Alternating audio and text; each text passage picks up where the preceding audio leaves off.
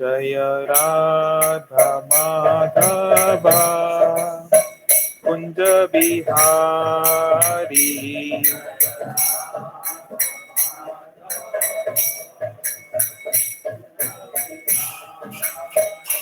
जय गोपी जन वल्लभा गिरिवरधारी।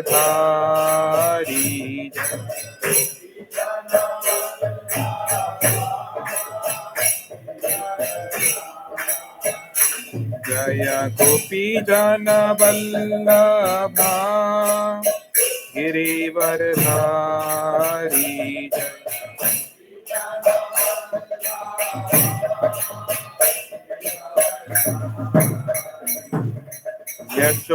यशोदानंदन ब्रज जन रंजन।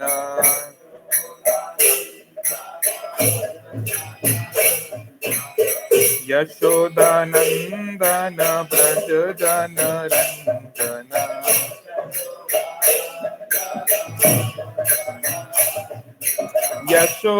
यशोदानंदन ब्रज जन रंजन।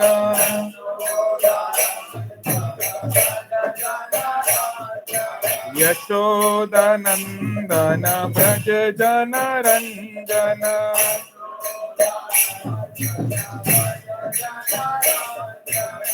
यमुना तीरा वनचारी।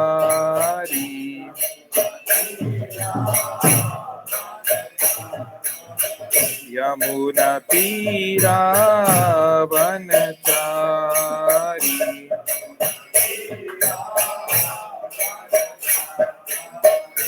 जय राधा माधव कुंज बिहारी।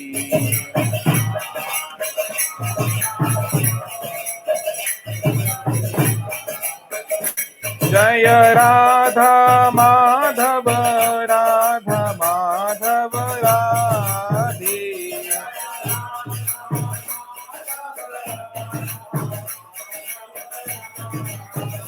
जय राधा माधव राधा माधव राधे।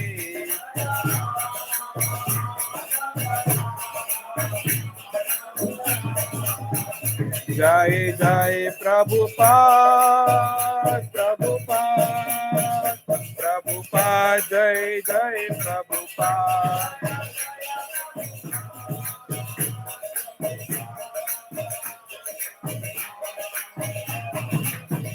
निताई गौर हरि बोल हरि बोल हरि बोल। निताई गौर हरि बोल।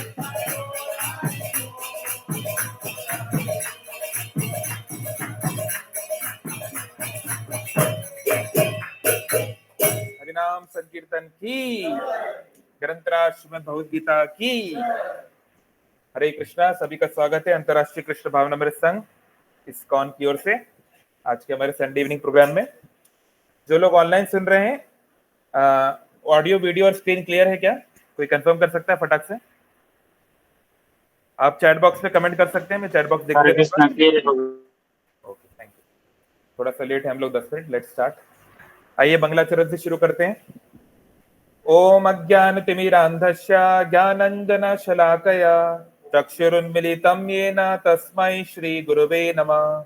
मुखं करोति वाचालं पङ्गुं लङ्घायते गिरिं यत्कृपातमहं वन्दे श्रीगुरुदीनतारिणं। नमः ओं विष्णुपादाय कृष्णपृष्ठाय भूतले श्रीमते भक्तिवेदान्त स्वामिन् इति नामिने। नमस्ते सारस्वती देवे गौरवाणी प्रचारिणे निर्विशेषा शून्यवादी पाश्चात्य देशतारिणे। वाञ्छा कल्पतरुभ्यश्च कृपा सिन्धुभैव च पतितानां पावनेभ्यो वैष्णवेभ्यो नमो नमः। नित्यानंद नमस्तुभ्यं प्रेमानंद प्रदायिने कलौ कल्मषनाशाय जानवापतये नमः। नमो महावदन्याय कृष्ण प्रेम प्रदायते कृष्णाय कृष्ण चैतन्य नामने गौरतुष्टे नमः। जय श्री कृष्ण चैतन्य प्रभु नित्यानंद श्री अद्वैत गदाधर श्रीवासादि गौर भक्त वृंद। नीलाचल निवासाय नित्याय परमात्मने बलभद्र सुभद्राभ्यं जगन्नाथाय ते नमः। हे कृष्ण करुणा सिंधु दीनबंधु जगतपते गोपेश गोपिका कांत राधा कांत नमस्तुते तप्त कांचन गौरांगी श्रीराधे वृंदावनेश्वरी वृषभानुसुते देवी प्रणमामि हरिप्रिये हरे कृष्णा कृष्णा कृष्णा हरे हरे हरे राम राम राम हरे हरे।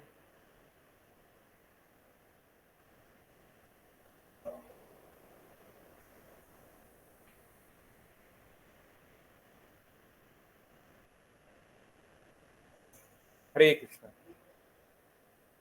वो माता जी इसके लिए कौन सा फैन ऑन किया है? उनकी तरफ तो है ही नहीं कुछ। छोटा फैन है उधर, एक और छोटा फैन भी लगा दो। चालू है ना? ओके। तो सभी का स्वागत है। आज का हमारा टॉपिक है एंजॉयमेंट और enlightenment. What is the universe design for? ये संसार को किस तरीके से डिजाइन किया गया है? क्या आदमी खूब भोग कर सके, इंद्रिय तृप्ति कर सके, ऐसा यूनिवर्स अलाउ करता है कि नहीं? या फिर there is some other way, या फिर दोनों में से मिडिल का कोई रास्ता हम निकाल सकते हैं। ओके, तो ये बहुत अच्छी तरह भगवान ने भगवत गीता के 5वें अध्याय के श्लोक में बताया है, जो स्क्रीन पर है 5.22। अगर आप लोग ऑनलाइन ज्वाइन किए तो नहीं, ठीक नहीं तो गूगल पे सर्च कर लो। सब लोग फोन निकालो फटाफट, एक साथ बोलोगे तो अच्छा रहेगा। गूगल पे लिखिए बीजी, बीजी मतलब भगवत गीता, तो केवल बीजी लिखिए स्पेस 5.22 और कुछ मत लिखिए, बस बीजी स्पेस 5.22। आप सर्च करेंगे तो पहला लिंक आएगा vedabase.com। अरे हाँ, वो इस्कॉन की वेबसाइट है। तो भगवत गीता आप सर्च करते हैं, पहला इस्कॉन का ही खुलता है ना? तो बीजी 5.22 आप क्लिक कर लीजिए, वेदाबेस का जो लिंक खुल रहा है vedabase.io करके होगा। ठीक है, मिल गया सबको? भगवत गीता 5.22 5वां चैप्टर 22वां अध्याय, नहीं तो ऑनलाइन लिंक पर भी है। ठीक है, तो मेरे पीछे तो रहिए। ये ही संस्पर्शजा भोगा दुख योनय एवते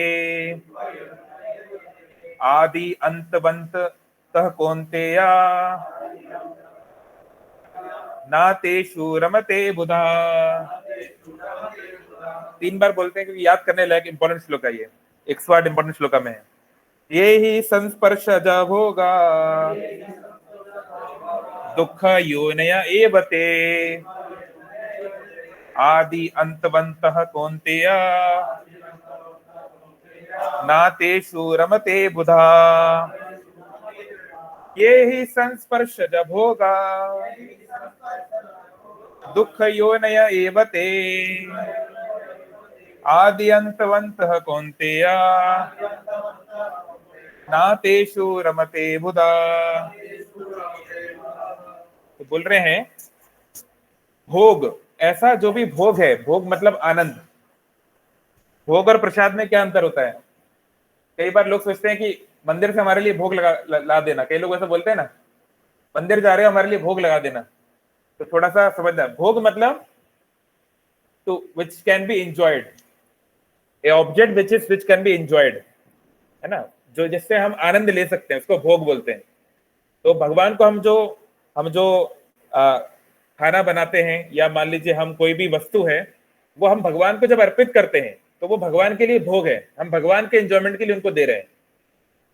तो लेकिन भगवान जब उसको झूठा कर लेते हैं या उसको एंजॉय कर लेते हैं, उसके बाद जब वो हमको वो रेमिनेंट्स देते हैं, उसका कुछ अंश देते हैं, उसको बोलते हैं प्रसाद। प्रसाद मतलब कृपा। तो भोग हमको नहीं खाना चाहिए, भोग केवल जगन्नाथ खा सकते हैं। हम लोग भोग खाएंगे तो हमको कर्मा भी झेलना पड़ेगा, है ना? और भगवान तो कर्म के पड़े हैं, तो हमको जो है प्रसाद खाना चाहिए, ये प्रसाद पाना चाहिए, लाइक दैट। तो बोल रहे हैं इस संसार में हम लोग जो कुछ भी चीजों को भोग करना चाहते हैं, एंजॉय करना चाहते हैं, उनमें से ऐसी चीजें जो संस्पर्श, टच से आती हैं, जिसमें कोई टच करके हमको आनंद मिले, है ना? यानी कि सेंस प्लेजर, इंद्रियों से मिलने वाला आनंद। कौन कौन सी 5 इंद्रियां हैं? नॉलेज एक्वायरिंग सेंसेस कौन कौन सी हैं? ज्ञान इंद्रिया, कोई एक बताओ सबने। हाँ वो तो ठीक है, ज्ञान इंद्रिया कौन कौन सी हैं? ईयर्स, एक हो गया ईयर्स, हाँ। आईज, हाँ। नोज, टंग, स्किन। हाँ, यानी आप नेचर को, जो नेचर से कैसे इंफॉर्मेशन ले सकते हो, आप कुछ देखोगे, कुछ सुनोगे, कुछ टच करोगे, कुछ स्मेल करोगे, है ना, और क्या बचा, कुछ टेस्ट करोगे। ये 5 तरीके हैं नॉलेज एक्वायर करने के, मोटे मोटे, है ना। तो ये इंद्रियां है जिनसे हम नॉलेज लेते हैं, राइट। फिर कर्म इंद्रियां भी होती हैं, है ना, उनसे हम कार्य करते हैं, हाथ इत्यादि। तो हम इन इंद्रियों से भोग करना चाहते हैं, मतलब हम चाहते हैं कि इन इंद्रियों के लिए जो बेस्ट है, बेस्ट इंजॉयमेंट है, उसको हम रिलीज करना चाहते हैं। हर कोई चाहता है कि मैं बहुत टेस्टी टेस्टी चीजें खाऊं, है ना, मैं बहुत सुंदर सुंदर चीजें सुनूं, म्यूजिक हो चाहे मूवीज हो चाहे जो भी है ना, और मैं बहुत अच्छी चीजें स्मेल करूं, है ना, और मैं कोई बहुत अच्छी चीजों को टच करूं, है ना, और जो है और क्या बच गया, और बहुत सुंदर चीजों को देखो, राइट। तो यही संस्पर्श जब होगा, लेकिन समस्या क्या है, दुख योनया एवते। योनि मतलब समझते हैं, योनि, योनि मतलब वुम, मां का जो गर्भ होता है उसको योनि बोलते हैं संस्कृत में, जिससे किसी चीज का जन्म होता है। जैसे हम सबकी का जन्म माता के गर्भ से हुआ है, ऐसे ही हम ऐसा एंजॉयमेंट जो चाह रहे हैं, जो किसी चीज को टच करने से मिले, यानी बाहर की चीजों पे जो हम डिपेंडेंट है एंजॉयमेंट के लिए, वो किसकी योनि है, दुख योनि। उससे हमको क्या मिलेगा, उससे क्या पैदा होगा, दुख पैदा होगा। ये मैं नहीं बोल रहा हूं, दिस इज गीता श्लोका। क्यों ऐसा क्यों बोल रहे भगवान कृष्ण, क्योंकि आदि उस सुख की एक शुरुआत है, उसकी एक शुरुआत है, लेकिन समस्या क्या है, अंतवंत, उसका अंत भी है, इट्स नॉट फॉर एवर, है ना। जैसे पहले एक पहले एक मूवी आई थी, बहुत पहले एल्बम था, फॉर एवर 69 या फॉर एवर 16, मतलब हम 16 साल के रहेंगे हमेशा, 16 साल के बच्चों की तरह एंजॉय करेंगे, पर कहाँ हो पाता है क्या टाइम अलाउ करता है ऐसा का, यूनिवर्स हमको अलाउ करता है ना, जवानी फिर ना जाए, पर जवानी तो चली जाती है ना, वह रियलिटी रही है। और अंतवंत कौन्तेय, कौन्तेय मतलब,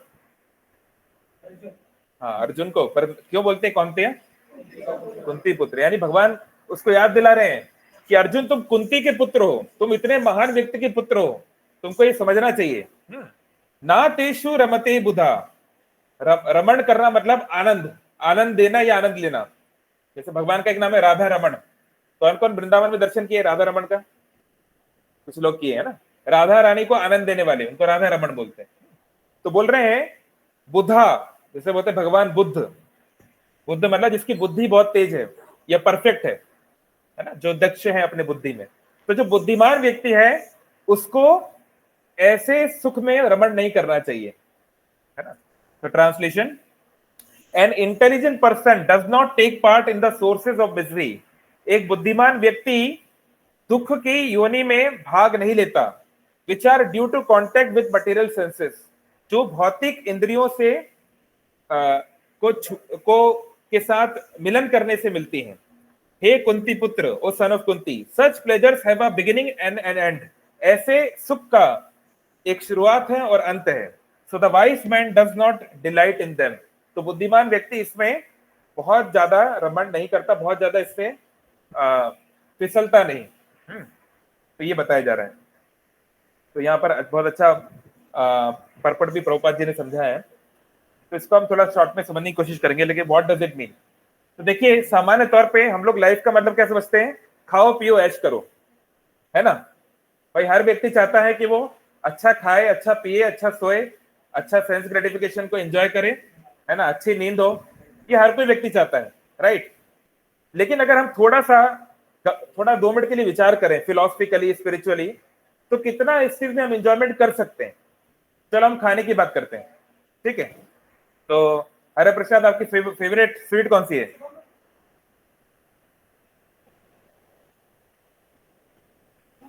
पूरी नहीं, नहीं स्वीट बोल रहा हूं मैं, गुलाब जामुन, ठीक है, गुलाब जामुन है, ठीक है।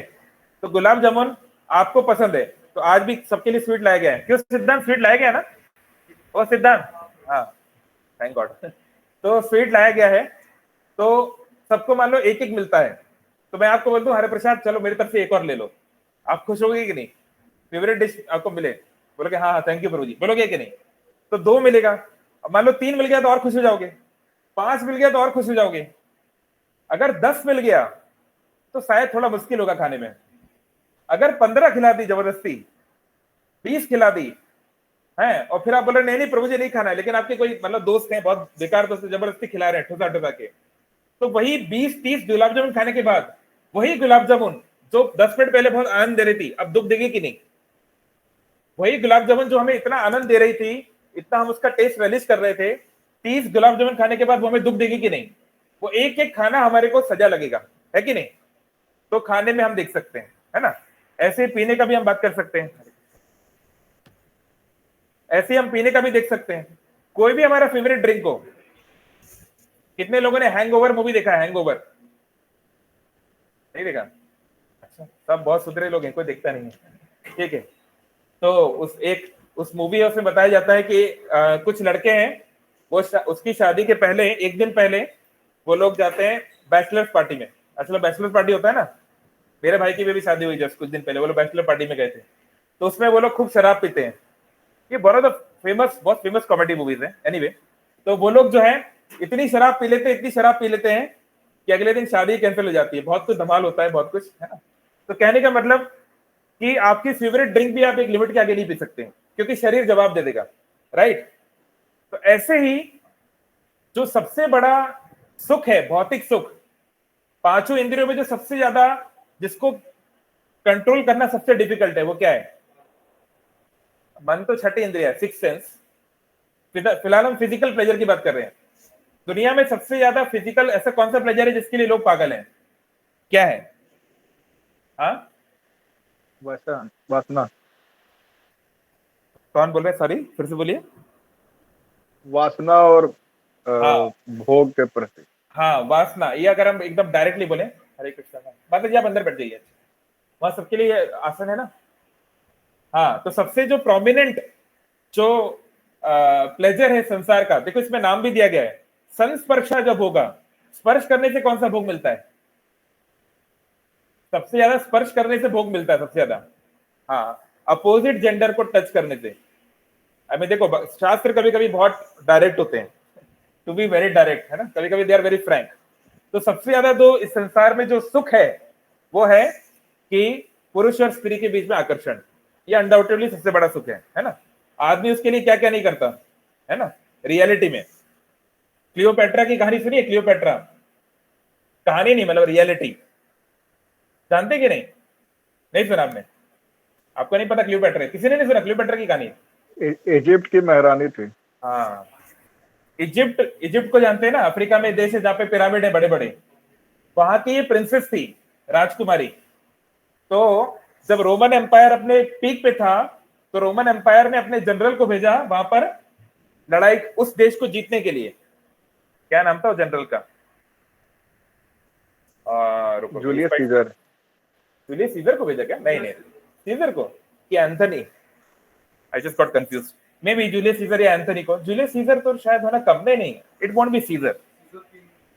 हाँ, सीजर तो was like the head of the government. Anyway, मैं जस्ट नाम बोल रहा हूँ, एंथनी था कि कौन था। तो एनीवे, जो जनरल को भेजा, सिपाही को, सेनापति को, तो उसका काम था पूरी सेना लेकर इजिप्ट पर आक्रमण करना, है ना। आप लोग थोड़ा आगे आ जाओ, पीछे जगह कम पड़ रही। तो क्लियोपेट्रा इतनी सुंदर मानी जाती है, अब वो तो उसका वर्णन तो केवल राइटिंग्स में है, कोई पिक्चर तो है नहीं, हजारों साल पुरानी बात है। तो जो सेनापति था रोमन एम्पायर का, उसकी सुंदरता को देख के मोहित हो गया, है ना। और क्लियोपेट्रा ने कहा कि अगर आप हमारे ऊपर हमला नहीं करोगे तो मैं आपसे शादी कर लूंगी। तो सोचो, वो अपने देश की सेना यहां पर लेकर आया है ना, हजारों लोग की सेना लेकर आया है, लेकिन एक स्त्री की ब्यूटी इतनी थी कि वो भूल गया कि मेरा देश क्या है, मैं यहाँ पर क्या करने आया हूं, है ना।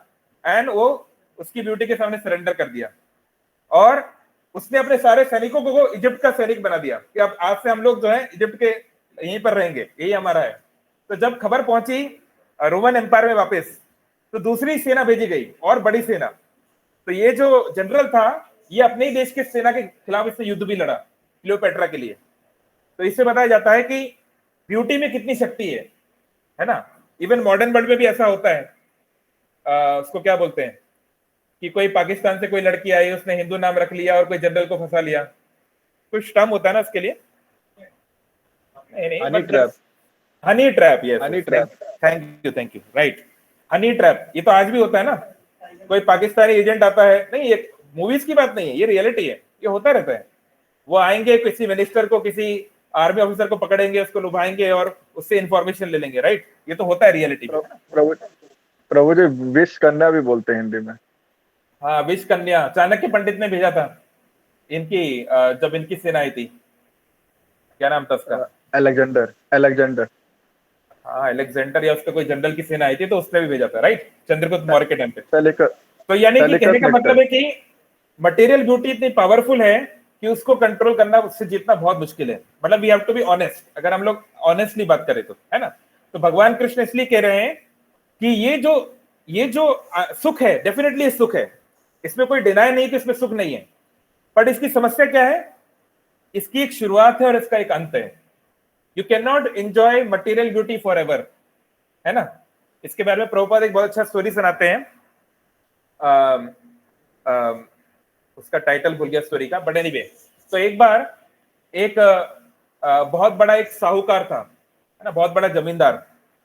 तो वो कहीं रास्ते से जा रहा था किसी गांव में, तो एक घर के बाहर एक बहुत सुंदर लड़की बैठी हुई थी। तो वो एकदम उसके प्रति आकर्षित हो गया, तो उसको जाके बोला कि आप जैसी सुंदर लड़की मैंने कभी नहीं देखी, और फ्लर्ट व्लर्ट करने लगा ये वो, और फिर आखिर में बोला कि क्या मैं आपसे शादी कर सकता हूँ? आपके पिताजी से मुझे मिलवाइए, मैं उनको प्रस्ताव रखूंगा। तो वो लड़की ने बोला, वो समझ गई कि ये तो बहुत लस्टी व्यक्ति है, ये तो केवल मेरी खूबसूरती देखकर कोई मुझसे प्यार थोड़ी ना करता है, क्योंकि फर्स्ट साइड पे केवल अट्रैक्शन हो सकता है, प्यार नहीं हो सकता। लव जब होता है जब हम गहरा एक दूसरे के प्रति कुछ सेवा करें, कुछ एक दूसरे के लिए सेक्रीफाइस करें। पहले मोमेंट पे तो केवल अट्रैक्शन ही हो सकता है ना? It can not be pure love on first side, right? Anyway, तो उसने कहा कि ठीक है, आप ऐसा करिए, आप 2 हफ्ते के बाद आइएगा, मुझे 2 हफ्ते दीजिए, थोड़ा घर में मैं बात करती हूँ, थोड़ा सिचुएशन बनाती हूँ, फिर आप आइएगा। बोला हाँ ठीक है। तो 2 हफ्ते बाद बढ़िया एकदम टिप टॉप होके आया। तो उस घर पे पहुंचा तो देखा एक बहुत कमजोर सी एक महिला बैठी हुई है, बिल्कुल वो पीली पड़ गई है, उसके कपड़े खराब पड़े हैं। तो बोली कि बहन, यहाँ पर एक बहुत सुंदर कोई लड़की रहती है, उसका नाम बताया फलाना फलाना, तो वो अंदर है क्या? वो कहीं आप उसको बुला देंगे क्या? तो वो लड़की बोलती है, वो जो महिला वहां खड़ी थी, बैठी थी, बोली मैं ही वो लड़की हूं। तो बोले क्या बात कर रहे हो, ये तो हो ही नहीं सकता। बोले बोले नहीं, मैं वही लड़की हूँ। हाँ, और उसने जो है अपने आप को पूरा, मतलब अपना चेहरा वगैरह अच्छी तरह दिखाया। तो वो हैरान हो गया, अरे ये क्या हो गया तुमको कोई बीमारी हो गई, क्या हो गया? तुम इतनी सुंदर थी, 15 दिन में ऐसा कैसे हो गया, है ना? तो बोले एक्चुअली मेरी सुंदरता कोई ले गया, तुम जो सुंदरता ढूंढ रहे हो वो अंदर कुछ मटकों में रखी हुई है, मेरी ब्यूटी मटकों में रखी है, पॉट्स में। बोला मटकों में रखी है, ये क्या चीज है? बोले जाओ आप देखकर आ जाओ। तो जाता है देखने के लिए। तो जब देखने जाता है तो वहां पर कुछ मटके रखे हुए, पॉट्स रखे हुए। हाँ, प्रभुपाद ने इसका नाम दिया लिक्विड ब्यूटी, इस कहानी का नाम है लिक्विड। ये रियल कहानी नहीं है ऑफ कोर्स, जस्ट सिखाने के लिए। तो उसमें देखा मटकों में अलग अलग कुछ दुर्गंध सी आ रही है। तो उसने बोला अरे ये क्या है? तो देखा एक मटके में मल है, मूत्र है ना, यूरिन है, ये सब कुछ है, और कफ है, और उल्टी किया हुआ है, ये सब कुछ रखा हुआ है। तो इतनी दुर्गंध वो सहन नहीं कर, भाग के आया। बोले ये सब क्या है? बोले यही तो मेरा ब्यूटी है। बोले इसका क्या मतलब हुआ? बोले 15 दिन में जो है, जो भी मैंने मलमूत्र त्याग किया, जो भी मेरा कफ था, मैंने खाना खाना बंद कम कर दिया, और ताकि तुम्हें ये बता सकूं कि तुम मेरे शरीर से प्रेम करते हो या अट्रैक्ट होते हो, उससे इसके प्रति तुम्हारा आकर्षण है, मेरे प्रति नहीं। जब मैं बूढ़ी हो जाऊंगी, या मान लो मैं बीमार हो जाऊंगी, या मेरी ब्यूटी चली जाएगी, तब तुम क्या मेरा उसी प्रकार से ध्यान रखोगे? जो भी तुम डायलॉग मार रहे हो कि चांद सितारे तार लाऊंगा, ये कर लाऊंगा, तब तुम करोगे? तो इससे पता चल रहा है कि तुम नहीं करोगे। तो देखिए, ये रियलिटी है कि अगर हम थोड़ा सा उस बात को गहराई से सोचें कि कि हम जो है इसे बोलते हैं कंचन कामिनी, ये 2 चीजें जो बहुत मुश्किल है संसार में जीतना, है ना? और उसका प्रतीक है कौन सा? असुर। कंचन मतलब जानते हैं? कंचन मतलब, कंचन शब्द ओडिया में नहीं है, गोल्ड, सोना, है ना? और कामिनी मतलब आपकी काम वासनाएं पूरी करने वाली या बाला, यानी कोई सुंदर लड़की हो, लड़का हो, आपका बॉयफ्रेंड हो, गर्लफ्रेंड हो, पति हो, पत्नी हो। तो संसार में ये दो सबसे खतरनाक अट्रैक्शन है, पैसे के प्रति आकर्षण, लालच। उसके लिए आदमी क्या नहीं करता, अपने ही भाई को मार देता है, नहीं, जमीन की लड़ाई हो जाती है। कई बार वीडियो आते हैं, 10 रुपए किसी पेट्रोल पंप में किसी ने 10 रुपए कम दिए, ज्यादा दिए, गोली चल गई। होता है कि नहीं? मतलब मैं फैक्ट बोल रहा हूं, कोई कहानियां नहीं बता रहा हूं, ऐसा होता है। 10-10 रुपए के लिए लोग गोली चला देते हैं, है ना? तो एक ये बहुत बड़ा आकर्षण है, दूसरा कामिनी, है ना? तो कई बार एक्स्ट्रा मैरिटल अफेयर होते हैं, कई बार बॉयफ्रेंड गर्लफ्रेंड्स अपने रिलेशन के बाहर 4 लोगों से और बात कर रहे हैं, 2-4 और चल रहे हैं। आज तो मतलब बहुत कुछ आ गया है, सिचुएशनशिप, बेंचशिप, और क्या है जेनजी में, और क्या क्या है, और उसको क्या बोलते हैं वो, मतलब यू कैन, आप कमिटेड हो पर आप दूसरों से फ्लर्ट कर सकते हो, उसे क्या बोलते हैं? नहीं नहीं, फ्रेंड्स विद बेनिफिट तो थोड़ा हायर लेवल हो गया। जेनजी के टर्म्स ये सब नए नए है ना? मतलब आपका कोई गर्लफ्रेंड बॉयफ्रेंड है, फिर भी आप और 3-4 लोगों से बात कर सकते हो, इतना अलाउड है। वो भी एक दैट काइंड ऑफ रिलेशनशिप भी है ना? बहुत सारी चीजें। तो हम लोग ये सब कोशिश करते हैं, लेकिन ठीक है, ये आपने कोशिश की, बहुत बढ़िया, पर इससे आपको लॉन्ग टर्म में मिला क्या? What did you get? अगर केवल सेक्स एंजॉयमेंट से व्यक्ति खुश हो जाए लाइफ में, तो जो प्रोस्टिट्यूट है या जो प्ले बॉय है, जो जिनका प्रोफेशन ही है कि दिन में 10 अलग अलग लोग के साथ वो एंजॉयमेंट करते हैं, उनको तो बहुत खुश होना चाहिए लाइफ में, पर वो तो नहीं है, ऐसा तो हम नहीं देखते। अगर केवल अच्छा अच्छा खाने से ही व्यक्ति खुश है, तो जो हलवाई है, जो मिठाई बनाने वाला है, या जो उनको बहुत खुश होना चाहिए। बल्कि आप किसी बड़े होटल में जाओगे ना, किसी शेफ से मिलोगे, जो जितना खाना बनाता है ना, उसकी उतनी खाना वो खाने की इच्छा कम हो जाती है। आप किसी बड़े शेफ से कभी बात करना, जो मान लो 2 घंटा 3 घंटा किचन में रहा, उसने बड़ी मेहनत से वो बनाया, उसकी उतनी वो एंथुजियाज्म नहीं होगा वो खाने के लिए। शायद आप भी अनुभव किए होंगे, बाकी लोग तो हाँ हाँ खिलाओ खिलाओ, पर उसका उतना उत्साह, ठीक है कुछ सिंपल दे दो, क्योंकि वो स्मेल में आधा खा लिया बेचारा, तो है ना, उसकी ऑलरेडी आधी इच्छा खत्म हो जाती है ना? तो ये भगवान कह रहे हैं कि देखो, ये जो कॉन्सेप्ट है, खाओ पियो ऐश करो, इसमें सच में ऐश हम कर नहीं पाते हैं। हमको लगता है हम ऐश करेंगे, पर कर नहीं पाते, है ना? कुछ शरीर साथ नहीं देता है, किसी को डायबिटीज हो गया। अब भाई तुम बिलियनियर हो चाहे कुछ भी हो, अब डायबिटीज है तो क्या कर लोगे? स्वीट थोड़ा ना खा सकते हो, है ना?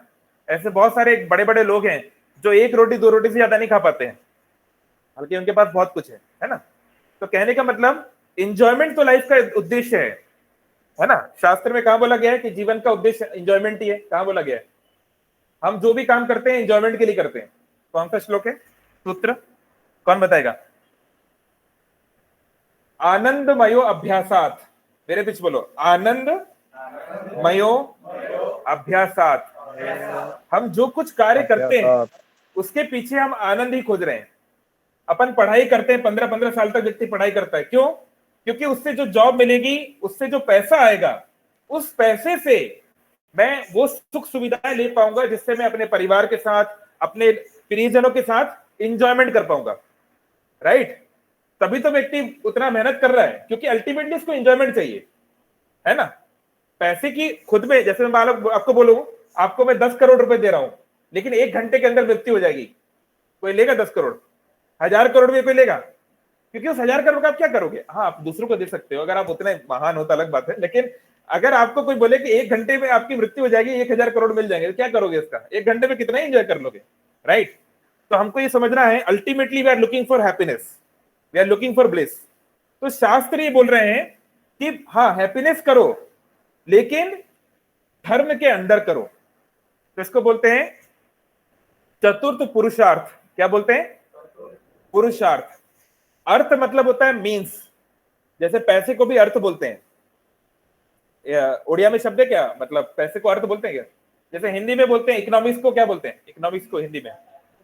अर्थशास्त्र, अर्थशास्त्र बोलते हैं ना, ओडिया में भी अर्थशास्त्र बोलते हैं। हाँ, यानी वो मीडियम है जिससे हम कुछ एंजॉयमेंट करेंगे, राइट?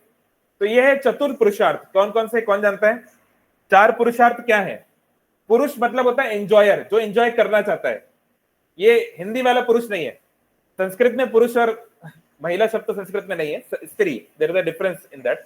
पुरुष मतलब one who wants to enjoy, तो यहाँ पर जितने लोग बैठे हैं ये सब पुरुष बनने का हम प्रयास कर रहे हैं, मतलब we want to enjoy in this life, right. तो हाँ, क्या है चतुर पुरुषार्थ, कौन जानते हैं? हाँ, पहला क्या है? धर्म। क्या है? दूसरा अर्थ, फिर तीसरा काम, और चौथा मोक्ष। तो शास्त्र बोल रहे हैं अगर तुमको एंजॉयमेंट करना है, एंजॉयमेंट मतलब खाना पीना है, तो शास्त्र के अनुसार खाओ, है ना। जैसे गीता का श्लोक है इस बारे में, क्या है? ओके, योगा भवति दुःखः, अभी जस्ट मुझे याद, आहार, हाँ, युक्त आहार विहार, युक्त आहार विहारश्च, युक्त आहार विहारश्च युक्त चेष्टस्य कर्मसु युक्त सपनाबोधस्य योगो भवति दुःखः। तो बोल रहे हैं आपको आहार खाना है, खाना पीना खाना है, युक्त रेगुलेटेड खाओ। जैसे ये इस पंखे में एक रेगुलेटर है, रेगुलेटर का काम क्या होता है? रेगुलेटर का क्या यूज है? हाँ, जरूरत के हिसाब से। जैसे अभी सर्दी का मौसम था तो कम पे था, अभी गर्मी आएगी तो फुल स्पीड करना है। तो अपना आहार कभी कभी बढ़ाओ, कभी कभी कम करो, और मोस्टली बैलेंस डाइट करो, है ना।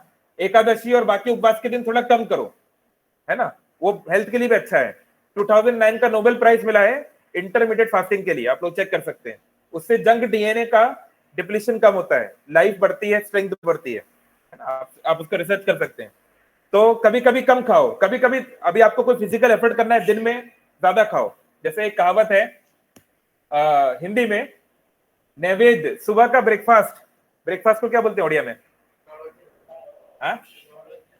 जलखिया। ओके, थोड़ा सा मुश्किल टर्म है। ओके, तो नैवेद्य जो है, जो ब्रेकफास्ट है, वो करो राजकुमार की तरह। किसकी तरह? प्रिंस की तरह। और लंच करो राजा की तरह, और डिनर करो भिखारी की तरह। अब हम लोग उसको फॉलो नहीं कर पाते, हमारी लाइफस्टाइल बहुत कॉम्प्लेक्स हो गई है। तो राजकुमार की तरह मतलब सुबह अच्छे से खाओ, मतलब डिसेंट खाओ, लेकिन बहुत ज्यादा नहीं, क्योंकि फिर जो है आपको जो अपने काम भी करने नींद आएगी। लंच अच्छे से खाओ, क्योंकि लंच खाने के बाद आपके पास सफिशिएंट टाइम है जो है आपको डाइजेस्ट करने के लिए फूड। और रात को थोड़ा सा कम खाओ, जैसे भिखारी को कम मिलता है, राइट, लाइक दैट आइडियली। तो जो है अपने खान पान को थोड़ा रेगुलेट करें, तामसिक आहार को छोड़ने का प्रयास करें, है ना, सात्विक आहार को लाएं, है ना। तो इसी प्रकार से हमारा जो खाना है, पीना है, सुनना है, देखना है, सबको रेगुलेट करें। आपको मूवी देखने का शौक है, कोई बात नहीं, ऐसा नहीं आप भक्ति करना चाहते हो या धर्म पालन करना चाहते हो तो आप थिएटर नहीं जा सकते, या आप कॉन्सर्ट में नहीं जा सकते। कल अरिजीत सिंह का कॉन्सर्ट था, बहुत लोग गए, है ना। या मान लो आप रेस्टोरेंट में नहीं जा सकते, ऐसा नहीं है। आप भौतिक सुख भी कर सकते हो, पर उसको रेगुलेट करो। मूवी देखना है ठीक है, पर ऐसी मूवी मत देखो जो बिल्कुल ही वाहियात हो, जो पूरा बैंड ही बजा दे आपकी कॉन्शियसनेस का। उल्टे फुल्टे वीडियो मत देखो, है ना, ऐसे जिससे कुछ सीखने को मिले, या एटलीस्ट एक हेल्दी, एक परिवार के साथ आप देख सको, इस तरह का कुछ देखो। म्यूजिक सुनना भी है तो उसी लेवल पे सुनो। ये साधारण मनुष्य के लिए, ऑफ कोर्स डिवोटीज के लिए ज्यादा हायर एक्सपेक्टेशन की जाती है कि वो हर चीज कृष्ण कॉन्शियस ही करेंगे, लेकिन अगर कोई इस लेवल पे नहीं है तो एटलीस्ट इतना मिनिमम तो एक मनुष्य को करना चाहिए, है ना। तो ये करने से क्या होगा? अगर आप धर्म के अनुसार चलोगे तो क्या होगा? आपको अर्थ मिलेगा। अगर आप धर्म के अनुसार चलोगे तो आपको अर्थ मिलेगा, यानी आपको पैसा मिलेगा। और केवल पैसा नहीं, अर्थ मतलब इंजॉय करने का मीडियम। आपको खाद्यान्न मिलेंगे, है ना, आपके यहाँ पे बारिश होगी तो आपके पास गेहूं, राइस इत्यादि की मात्रा रहेगी। अगर आपके पास, अगर किसी समाज में धर्म का अच्छा विस्तार है तो वहां पर गाय होगा, दूध होगा, दही होगा, है ना। और वहां पर और जो हमें एंजॉयमेंट करने के लिए चाहिए, प्रकृति इत्यादि, वो सब कुछ हमें मिलेगा जिससे हम एंजॉय कर पाए, और फिर आप अपने काम वासना को पूरा कर सकते हैं, है ना। इवन भगवान ने भी इस बारे में कहा है गीता में। कौन सा श्लोक है? कि काम वासना मेरा प्रतिनिधि है। भगवान ने क्या बोला है? धर्म विरुद्ध भूतेषु कामस्तु। हाँ, बलं बलवतां कामरागो विवर्जित। हाँ, वो तो अलग बात हो गई, लेकिन काम भगवान को कैसे दिखाता है वो वाला श्लोक है। धर्म अवरुद्ध भूतेषु, मेरे पीछे बोलिए, धर्म अवरुद्ध भूतेषु कामो अस्मि। भगवान कह रहे हैं अस्मि, मैं वो काम वासना हूं। मैं वो स्त्री पुरुष का आकर्षण हूं, मैं वो सेक्स लाइफ हूं जो धर्म के अविरुद्ध, विरुद्ध मतलब क्या होता है? विरुद्ध मतलब अपोजिट, विरुद्ध, ओडिया में वर्ड नहीं है विरुद्ध, है ना, अगेंस्ट। अविरुद्ध मतलब नॉट अगेंस्ट, यानी फेवरेबल। धर्म के अनुसार अगर आप संबंध बनाते हैं चाहे, तो वो संबंध जो है वो भगवान का ही प्रतीक है। क्योंकि देखो संसार में सेंस ग्रेटिफिकेशन जरूरी है ना, खासकर जो हम मेन जो बात कर रहे हैं, जो हम बात कर रहे हैं सेक्स लाइफ की बात कर रहे हैं, या फिर अगर स्त्री पुरुष का आकर्षण की बात कर रहे हैं, वो जरूरी है। नहीं तो दुनिया आगे चलेगी कैसे? हम लोग इस दुनिया में कहां से आए? मान लो कोई सन्यासी भी है, वो कोई प्रकट होके तो नहीं आ गया ऊपर से बाउंस होके, अपने माता पिता के मिलन से ही तो उनका जन्म हुआ है, राइट? तो वो होना जरूरी है। इसलिए ब्रह्मा जी ने, कुछ पुराणों में आता है, ब्रह्मा जी ने उसमें इस प्रकार का सुख रखा है। अगर आप ऑब्जेक्टिवली देखो तो सेक्स लाइफ में बहुत दुख है ना। जो माताएं 9 महीने गर्भ में रही है उनको पता है, 9 महीने बच्चे को रखी है ना, उनको पता कितना कष्ट है ना। उसके अलावा भी बहुत कष्ट है।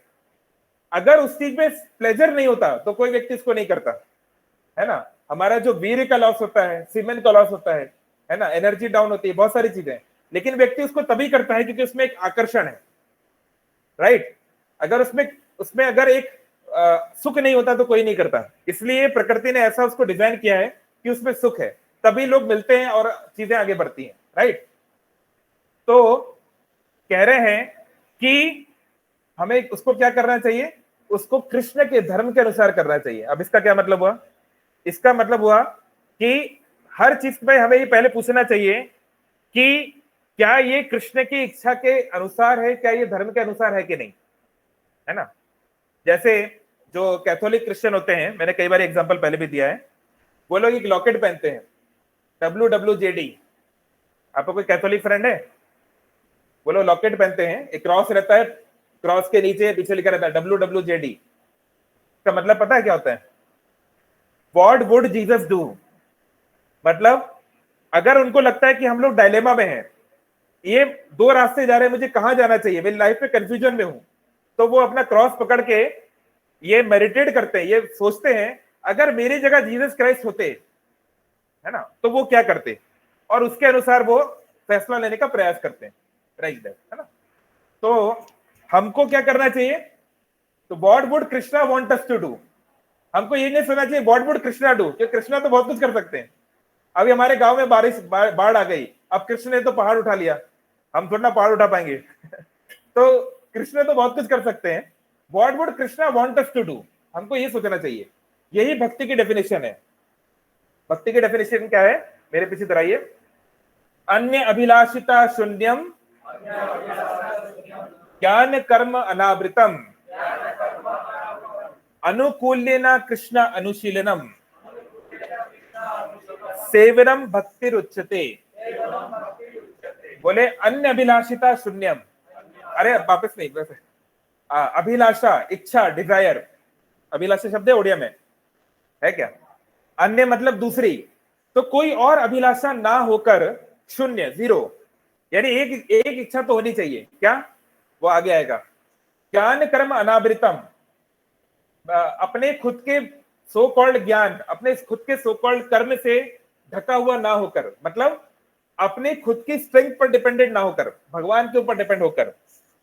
अनुकूल्येन कृष्ण अनुशीलनम, जो कृष्ण के अनुकूल होकर, कृष्ण की प्रसन्नता के लिए जो हम कार्य करते हैं, सेवा करते हैं, सेवनम भक्ति रुच्यते, उसको भक्ति कहते हैं। यानी जो भी कार्य हम करते हैं, चाहे हम खाना खा रहे हैं, चाहे हम पानी पी रहे हैं, चाहे हम ऑफिस जा रहे हैं, चाहे हम कुकिंग कर रहे हैं, चाहे हम झाड़ू लगा रहे हैं, चाहे हम पति पत्नी मिलकर एक बच्चे को जन्म दे रहे हैं, कुछ भी हम कर रहे हैं, वो भक्ति हो सकता है। भक्ति कोई रिचुअल नहीं है, भक्ति कोई रीति रिवाज नहीं है कि हाँ केवल घंटी बजाना भक्ति है, कि माला जपना ही भक्ति है, कि मंदिर जाना ही भक्ति है। नहीं, उस चेतना में जो भी कार्य किया गया वो भक्ति है। पर प्रॉब्लम क्या है? वो चेतना लाना बहुत मुश्किल है ना, वो नेक्स्ट टू इम्पॉसिबल है कि नहीं। तो ये इससे विजय प्राप्त करना बहुत डिफिकल्ट है और हमको ऑनेस्ट रहना चाहिए, है ना। मैंने पहले भी 2-3 बार एग्जांपल दिया है जैमिनी मुनि का। जैमिनी ऋषि को जानते हैं? जैमिनी, जिन्होंने न्याय शास्त्र के बारे में कभी सुना हो या हिस्ट्री वगैरह में पढ़ा हो, यूपीएससी की तैयारी करते हो। तो वेद व्यास जी के एक बहुत बड़े शिष्य थे जैमिनी मुनि। तो वेद व्यास जी ने क्या है, अपने अलग अलग शास्त्र अलग अलग लोगों को दिए कि भाई आपको इसको आगे बढ़ाना है। जैसे अब योग शास्त्र है, पतंजलि, महर्षि पतंजलि थे एक, उन्होंने योग सूत्र लिखा है ना। बाबा रामदेव जी ने अपने कंपनी का नाम रखा है ना पतंजलि, उनके नाम पे रखा है ऐसे। तो अलग अलग लोग थे, ऐसे थे एक जैमिनी ऋषि। तो वेद व्यास जी एक बार, उनका गुरुकुल था, जंगल के बीच में गुरुकुल था। तो उन्होंने अपने शिष्य को कहा, केवल जैमिनी उस समय थे, वो बाकी शिष्यों को लेकर कहीं पे जा रहे थे, कुछ तीर्थ में कुछ काम से जा रहे थे। तो उन्होंने जैमिनी को बोला कि देखो तुम अकेले हो आश्रम में, बहुत सावधान रहना, है ना। अकेले जो है बड़ा मुश्किल हो जाता है लाइफ में, है ना। एक शास्त्र में श्लोक भी है, संघे शक्ति कलियुगे, है ना। तब तक कलयुग शुरू हो चुका था। कलयुग में शक्ति किसमें है? संघ में है। अगर आप एक रहोगे, एक है तो सेफ है, मतलब बीजेपी वाला डायलॉग नहीं बोल रहा हूं मैं, लेकिन हमारे इस्कॉन का फुल फॉर्म में क्या है, हिंदी में क्या बोलते हैं हम लोग, अंतरराष्ट्रीय कृष्ण भावनावत संघ। अगर मिलके करेंगे तो भक्ति करना तब भी संभव है, धर्म को बचाना अकेले करना बहुत मुश्किल है। ऐसे कोई 2-4 लोग ही जो कर पाएंगे, बड़ा बहुत मुश्किल है दुनिया में। तो इसलिए संघे शक्ति कलियुगे, कलियुग में संघ की शक्ति है। तो एनीवे उन्होंने जैमिनी को समझाया कि देखो मैं जा रहा हूं, आप बहुत सावधान रहना, अकेले हो ना। तो जैमिनी ने बोला कि गुरुदेव आप क्या बात कर रहे हैं, मैं आपका इतना प्रिय शिष्य हूं, इतने सालों से आपके पास रह रहा हूं, 20-25 साल से, मुझे कभी माया पकड़ नहीं सकती है, मुझे कोई भी काम वासना कोई भी चीज जो है पकड़नी, आप चिंता मत कीजिए, आप निश्चिंत जाइए, मैं बिल्कुल आराम से सबका ध्यान रखूंगा। तो वेद व्यास जी ने कहा ठीक है, अच्छी बात है। वो चले गए। तो चले गए तो रात का समय आया। तो रात को सडनली जो है बहुत तेज हवाएं चलने लगी, है ना। थोड़ा बारिश गिरना शुरू हो गई, बिजली कड़कने लगी, लग रहा है कोई तूफान टाइप का आएगा। तो जैमिनी ने जो छोटा मोटा उनका सेटअप रहा होगा, कुटिया वगैरह, उसको बंद बंद करके, गौशाला वगैरह बंद बंद करके, अपना एक रूम था उसको बंद करके वो लेटने चले गए, है ना। तो उस समय उनके गेट को जो है नॉक किया गया, किसी के नॉक की आवाज आई। तो जैमिनी को लगा रही इतनी रात में जंगल के बीच में कौन आ गया है। तो किसी स्त्री की आवाज आ रही थी कि कृपया करके दरवाजा खोलिए, बहुत जोर से तूफान आ रहा है ना, हमारे जान को खतरा है, थोड़ा सा हमको अंदर आने दीजिए। तो जैमिनी ने सोचा रही ये क्या है, इतनी रात को कोई स्त्री यहाँ पे आ रही है गुरुकुल में, आश्रम में, ये तो गलत है ना। तो फिर भी उन्होंने कहा कि ऐसे बाहर से तो मना नहीं कर सकते। तो उन्होंने गेट खोल दिया। तो देखा एक बहुत सुंदर वहां पर एक लड़की है, एक बहुत सुंदर स्त्री है ना। तो उन्होंने बोला कि क्या सेवा कर सकता हूं मैं आपकी। तो बोले ऐसे ऐसे मैं जंगल में जा रही थी लकड़ी वगैरह काटने, मैं रास्ता भूल गई, बहुत तेज बारिश हो रही है और तूफान आ रहा है, तो कृपया करके आप मुझे यहाँ पे थोड़ी देर के लिए रहने दीजिए। तो वो बोले अरे ऐसे कैसे हम कर सकते हैं, यहाँ पर अभी आश्रम है ये वो। तो बोली कृपया करके। तो उनको भी दया आ गई, बोले चलो ठीक है। तो अब वो ब्रह्मचारी हैं। तो ब्रह्मचारी का एक नियम है कि आप अकेले में जो है किसी स्त्री से ऐसे मिल नहीं सकते हैं, है ना, या फिर रह नहीं सकते हैं। पब्लिक प्लेस की अलग बात है जहाँ पे लोग हो, पर ऐसे अकेले में नहीं, जहाँ पे कोई है ही नहीं लिटरली। तो जैमिनी तो बहुत बड़े ब्रह्मचारी थे, वेद व्यास के शिष्य, मतलब समझ सकते हैं, आगे चल के बहुत बड़े आचार्य बने वो। तो उन्होंने कहा कि ठीक है ऐसा करिए, सुनिए आप जो है अंदर चले जाइए, कुंडी लगा लीजिए, आप आराम करिए, कोई बात नहीं, मैं बाहर गौशाला वगैरह कहीं पेड़ के नीचे बैठ जाऊंगा, आप चिंता मत करिए। तो उसने बोला बहुत धन्यवाद, उसको बहुत उनको धन्यवाद दिया, वो अंदर चली गई। अब जो है रात का समय है ना। तो अब जो है जैमिनी के मन में वो बार बार वो विचार आ रहे हैं, उसका चेहरा याद आ रहा है, ये याद आ रहा है, उसकी मुस्कान याद आ रही है। तो बार बार वो मन में वो इंप्रेशन पड़ रहे हैं, है ना, बम्बार्डमेंट हो रहा है। तो अगर हम ये सोचे कि इसको हम अपनी शक्ति से रोक लेंगे, जैसे जैमिनी ने सोचा कि मैं तो बहुत तपस्या किया हूं, बहुत भक्ति किया हूं, मेरे पास तो बहुत, मुझे तो कोई हरा नहीं सकता। तो जो जितना जल्दी अहंकार करता है माया, उसको उतनी जल्दी हरा देती है, बहुत जल्दी नॉकआउट कर देती है ना। तो इस तरीके से तो बिल्कुल उनको कंट्रोल नहीं कर पाए। तो फिर वो जाके उधर नॉक किए। तो वो लड़की बोली कि क्या हुआ। बोले बाहर बहुत तेज बारिश हो रही है, पेड़ के नीचे भी मैं भीग रहा हूं, तो मैं भी इस रूम में एक कोने में बैठ जाता हूँ। तो उसने कहा ठीक है, वो जाके बैठ गए, है ना। तो फिर अब एक ही रूम में वो हैं, तो फिर अपने आप को वो बहुत कंट्रोल कर रहे हैं, इधर देख रहे हैं उधर देख रहे हैं, हाथ झुका रहे हैं, लेकिन अपने आप को वो कंट्रोल नहीं कर पाए और जाके उस लड़की को अप्रोच किया, है ना। और जैसे उसको टच किया तो तब आवाज आती है, और शिष्य क्या हुआ, माया से जीत गए। तो देखा कि वेद व्यास सामने बैठे हैं, बोले ये क्या हो गया। तो वेद व्यास जो है वो स्त्री का रूप लेकर आए थे उनकी परीक्षा लेने, और वो बेचारे इतने एम्बेरस हो गए, अरे अब वो क्या बोले तो क्या बोले तो कुछ बोल नहीं सकते। तो वेद व्यास ने कहा कि देखो मैं आपको यही समझा रहा था कि आप जो है इसकी शक्ति को जाने, ये बहुत माया बहुत प्रबल है, कोई मजाक नहीं है। गीता में क्या श्लोक है इस बारे में, देवी ही एष गुणमयी मम माया दुरत्यया, है ना। अच्छा, माया कोई लड़की का नाम नहीं है। कई बार लोग सोचते हैं मोह माया मतलब पैसा, लड़की, ये वो, ऐसा नहीं है। माँ मतलब क्या होता है संस्कृत में, माँ सुचा जैसे बोलते हैं, माँ सुचा मतलब, माँ मतलब नहीं, नॉट, और यह मतलब वह। तो माया जो नहीं है वो, माया लिटरली मीन्स जो नहीं है वो, यानी इल्यूजन। जैसे अगर हम देखते हैं मृग तृष्णा, कोई मृग है, कोई डियर है या कोई जानवर है, वो डेजर्ट में ये देख रहा है कि पानी है, विराज है, पर उसको क्या लग रहा है पानी है, पर वो विराज है, वो कुछ है नहीं। तो वो एक माया हो गया, है ना। तो माया मतलब ये सोचना कि ये वस्तु या ये व्यक्ति मुझे सुख देगा। अगर मैं ये सोचूं कि अभी देखो मोबाइल तो यूजफुल चीज है, इसमें मैं कुछ देख सकता हूँ, वीडियो देख सकता हूँ, शायद मुझे कुछ खुशी मिलेगी। पर कोई ये सोचे कि ये मोबाइल जीवन भर मुझे खुशी देने वाला है, ये जीवन भर चलेगा, तो ये माया है। It's not going to happen forever, right. कोई ये सोचे कि मेरे पास जो धन संपत्ति है ये हमेशा मेरी रक्षा करेगी, तो ये भी माया है। जब कोविड आया था तो स्पेन में बहुत लोग मारे गए शुरुआत में। जो दूसरा व्यक्ति जो मारा गया स्पेन में, वो स्पेन के सबसे बड़े बैंक का सीईओ था। मतलब जो व्यक्ति अरबपति है, अगर मृत्यु आनी है तो अरबपति की भी नहीं बचता। वो रतन टाटा ने किसको बनाया था, मिस्त्री, कौन से मिस्त्री थे वो जिनका, हाँ क्या, साइरस मिस्त्री। साइरस मिस्त्री करोड़पति आदमी है, अरबपति आदमी है, टाटा ग्रुप के हेड भी थे एक जमाने में। उनकी मृत्यु हुई कि नहीं।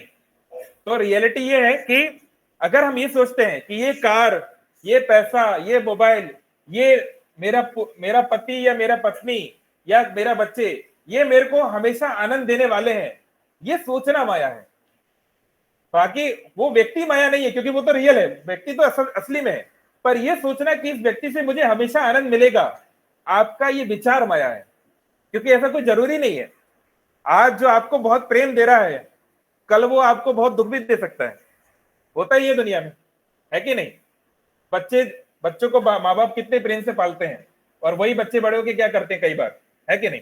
कई बार पति पत्नी में, गर्लफ्रेंड बॉयफ्रेंड में भी, दोस्तों में भी देखा जाता है कि नहीं। तो ये चीज माया है, तो हमको ये समझना है। तो हमको ये जानना है कि देवी ही एष गुणमयी मम माया दुरत्यया। भगवान ने ये बोल दिया पहले से, मेरी माया को कोई जीत नहीं सकता, भूल जाओ। कोई ये सोचे कि मैं बहुत पढ़ाई कर लूंगा, बहुत जो है भक्ति कर लूंगा, मैं कुछ भी कर लूंगा, माया को जीत जाऊंगा, ये बेवकूफी है। क्योंकि महामाया है कौन अल्टीमेटली, माया शक्ति को मैनेज कौन करता है, किसका डिपार्टमेंट है, दुर्गा देवी का। दुर्गा देवी का नाम भी है महामाया, कात्यायनी महामाये महायोगिनी अधीश्वरी। तो हम में से कोई दुर्गा देवी को नहीं हरा सकता, भूल जाओ। कोई कितना बड़ा भी महिषासुर बन जाए, महिषासुर का स्टोरी जानते हैं ना, बहुत बड़ा असुर था वो, उसने क्या क्या देवताओं को हरा दिया, ये कर दिया वो कर दिया, और ब्रह्मा विष्णु महेश उनको मार नहीं सकते थे एक सर्टेन कंडीशन के कारण। तो वो सोच रहा था अब तो बस अपन बॉस है ना, तो फिर क्या हुआ, मरना पड़ा ना। तो कोई माया से नहीं जीत सकता, ये इम्पॉसिबल है। हमें कोई ना कोई कभी ना कभी हमारा मन हमको धोखा दे देगा। तो फिर अगली लाइन क्या है, अगला श्लोक की अगली लाइन क्या है,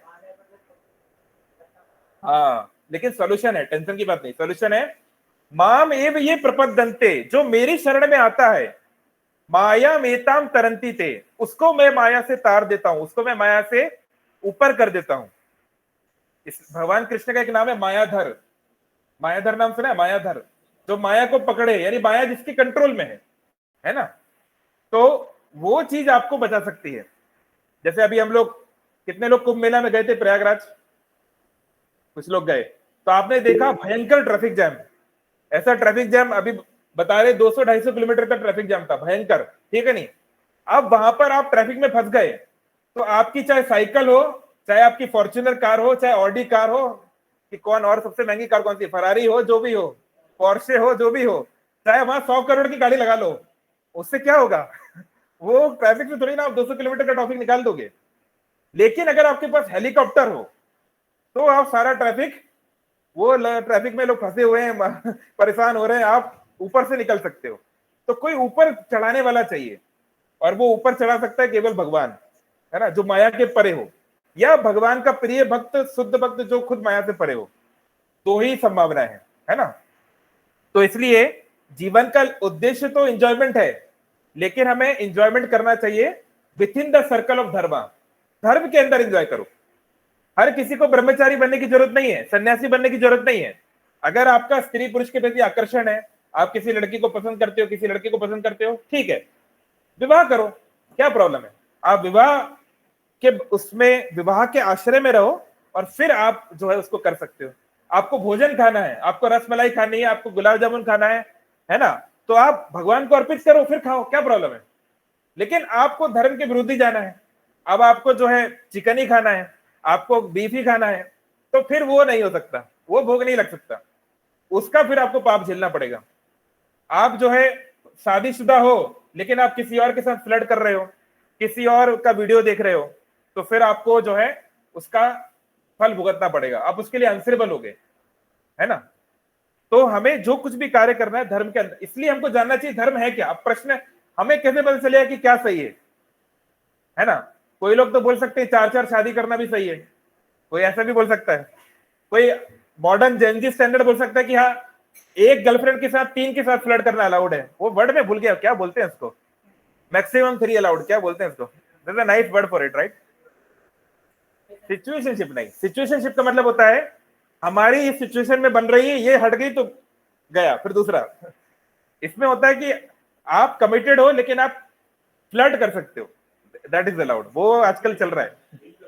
हाँ, सिंगलशिप बोलते हैं, श्योर, पता नहीं, मैं एक बार पढ़ रहा था, किसी से बात कर रहा था, पर अभी मैं भूल गया। एनीवे, तो कहने का मतलब है कि this is not acceptable, this is not acceptable. इसलिए हमको धर्म को जानना चाहिए। धर्म को कैसे जानेंगे? भगवत गीता पढ़ के। धर्मंतु साक्षात भगवत प्रणीतम, मेरे पीछे बोलिए, धर्मंतु साक्षात भगवत प्रणीतम। धर्म साक्षात क्या है? भगवान की वाणी, भगवान ने जो बताया। जैसे हम भारत में रहते हैं तो भारत का संविधान, भाई कोई ये बोले मैं तो भारत का संविधान नहीं मानता, आईपीसी की धाराएं तेल लेने गई, तो थोड़ी ना चलेगा, आपको जेल में डाल दिया जाएगा। आप अपने अनुसार मनमानी थोड़ी ना कर सकते हो। तो ऐसे ही अगर आप धर्म को नहीं मानोगे, आप बोलोगे धर्म गया तेल लेने, तो ठीक है, आपके जीवन में प्रकृति इतने दुख देगी, दुख दे के, क्योंकि आपके हाथ में सब कुछ नहीं है ना। आपके परिवार में किसी का एक्सीडेंट हो गया, आप क्या कर लोगे? किसी को कोई क्रॉनिक डिजीज हो गया, आप क्या कर लोगे? आपकी गर्लफ्रेंड आपको छोड़ के चली गई, आप क्या कर लोगे? भूकंप आ गया, आप क्या कर लोगे? तो रियलिटी ये है कि हम लोग यूनिवर्स में, हमारी कोई ज्यादा औकात नहीं है। हम लोग सब डायलॉग मार सकते हैं कि दुनिया मुट्ठी में और ये और वो, बट हमारी कोई खास औकात है नहीं। हम लोग कुछ ज्यादा कर नहीं सकते यूनिवर्स में, कर सकते हैं। तो हमको पहले अपनी रियलिटी जाननी चाहिए कि इतने बड़े ब्रह्मांड के, एक छोटे से ग्रह के, एक छोटे से देश के, एक छोटे से शहर में रहने वाले हम तुच्छ लोग, हम लोग के ब्रह्मांड में बहुत बड़े 30 मार्का नहीं है। हमसे बहुत बड़े बड़े देवता गण, मुनिगण, बहुत कोई लोग हैं जो बहुत कुछ कर रहे हैं, उनकी बहुत पावर है ना। और उन लोगों से भी गलतियां हो जाती है। इंद्र जैसे बड़े बड़े शक्तिशाली लोग, जो इनके पास, इंद्र के सामने हम लोग कीड़ा भी नहीं है, वो ऐसे मसल सकते हैं हमको, उन लोगों से भी गलती हो जाती है। तो हम और आप क्या है? इसलिए अगर हम 2, 4 से 10 बाला 16 माला करने लगे तो अपने आप को बहुत बड़ा हीरो नहीं समझना चाहिए। अभी दिल्ली बहुत दूर है, शुद्ध भक्ति बहुत दूर है, हम लोग कहीं तक अभी लगते नहीं है, बहुत दूर है अभी हम। तो हमको जो है विनम्र होकर गुरु कृष्ण के, गुरु के आदेश में, भक्तों के संग में जो है भक्ति करना चाहिए, क्योंकि उसी से हम माया को पार कर पाएंगे। तो एंजॉयमेंट करो, बट विथ इन द धर्म, उसके विरुद्ध ना जाए, तो हमें रियल एंजॉयमेंट मिलेगा, लॉन्ग टर्म हैप्पीनेस मिलेगी, है ना। आप उन डिवोटीज से मिलो जो 40 साल से 50 साल से भक्ति में है ना। उन्होंने कैसे अपना जीवन यापन किया, उनके बच्चों को, पुत्र को कैसे उन्होंने डील किया, है ना। मैं शीला प्रभुपाद जी के जो छोटे बेटे हैं, वृंदावन अब तो नहीं रहे, वृंदावन चंद्र प्रभु, उनसे मिलने का अवसर मिला था। तो उनसे उस समय पूछा गया कि प्रभुपाद जी कैसे पिता थे। वो उज्जैन में आए थे, हम लोग को उनसे मिलने का अवसर मिला। अब तो वो दुनिया में नहीं रहे, उनके बेटे भी अब नहीं रहे, बाकी सब तो पहले ही हो चुके हैं। तो उन्होंने कहा, हम किसी डिवोटी ने प्रश्न पूछा कि प्रभुपाद आपके पिता थे, आपको कैसा, मतलब आपका उनके बारे में क्या कहना है, क्या फीडबैक है? तो उन्होंने कहा the best father in the world. तो हर व्यक्ति यही कहता है, वो कहना भी चाहिए कि मेरे पिता जो है बहुत अच्छे। तो ऐसा नहीं था कि प्रभुपाद जो है बहुत भक्ति करते थे तो उन्होंने अपने बाकी रिस्पॉन्सिबिलिटीज को नहीं निभाया। आपको पता है प्रभुपाद के कितने बच्चे थे? किसी को पता है? 5 बच्चे थे उनके, 3 लड़के 2 लड़कियां, है ना। तो प्रभुपाद जब 26 साल के थे, 25 साल के, जब वो डॉक्टर बोसेस लेबोरेटरी में मैनेजर थे, उस समय दुनिया की इंडिया की सेकंड लार्जेस्ट फार्मास्यूटिकल कंपनी थी। तो उन्होंने, उनकी पत्नी की इच्छा थी हमें कार चाहिए। ये 1921 की बात हो रही है, आज से 104 साल पहले। एक शहर में 5-10 लोग के पास ही कार होती थी, ऐसा नहीं हर गली में कार है। ये 1921 की बात हो रही। तो प्रभुपाद ने अपनी पत्नी के कहने पर पैसे जमा करके कार भी खरीदी, है ना। और जो है जो जो वो कर सकते थे उन्होंने अपना प्रयास किया। तो ऐसा नहीं है कि कोई डिवोटी जो है वो एकदम मतलब उदासीन, उसको कोई मतलब नहीं है। तो जब तक वो गृहस्थ थे उन्होंने गृहस्थ आश्रम के अपने जो जो वो कर सकते थे उन्होंने पालन कोशिश कर ली, उसको फॉलो करने का कोशिश किया। और जब उन्होंने वानप्रस्थ ले लिया, जब बच्चे बड़े हो गए, रिस्पॉन्सिबिलिटी हो गई, तो फिर वो काफी स्ट्रिक्ट हो गए और फिर अल्टीमेटली संन्यास, है ना। तो ऐसा नहीं है, आप ये बस सोचो कि भक्ति करोगे तो आपके अंदर वैराग्य आ जाएगा और फिर जीवन में क्या हो जाएगा ना जाने। लोग डरते हैं कि भैया भगवत गीता पढ़ेंगे तो छोड़ो घर बार चलो हरिद्वार, ऐसा कुछ नहीं होगा। भगवत गीता पढ़ने के बाद अर्जुन ने क्या किया? अर्जुन के पुत्र की मृत्यु हुई, अभिमन्यु की। क्या उसने अभिमन्यु के लिए आंसू नहीं बहाए? क्या उसने द्रौपदी के लिए कार्य नहीं किया? अपने भाई के लिए उसने युद्ध नहीं लड़ा? उन्होंने सब कार्य किए जो जो जरूरी कर सकते थे, उन्होंने अपना पूरा सामर्थ्य से किया, है ना। लेकिन समय समय की बात है। जब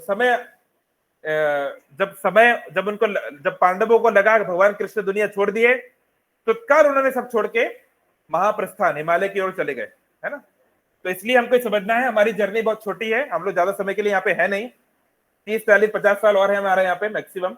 इंडिया में एवरेज एज 70 to 75 है। तो भक्ति में बहुत आगे जाना है, इसलिए हमारे भक्ति साधना को बढ़ाएं और जो कार्य करें कृष्ण के लिए करें। तो कोई बोल सकता है कि हम कृष्ण के लिए कार्य करें, ये हरे कृष्ण मंत्र जप करने की क्या जरूरत है, मंदिर जाने की क्या जरूरत है?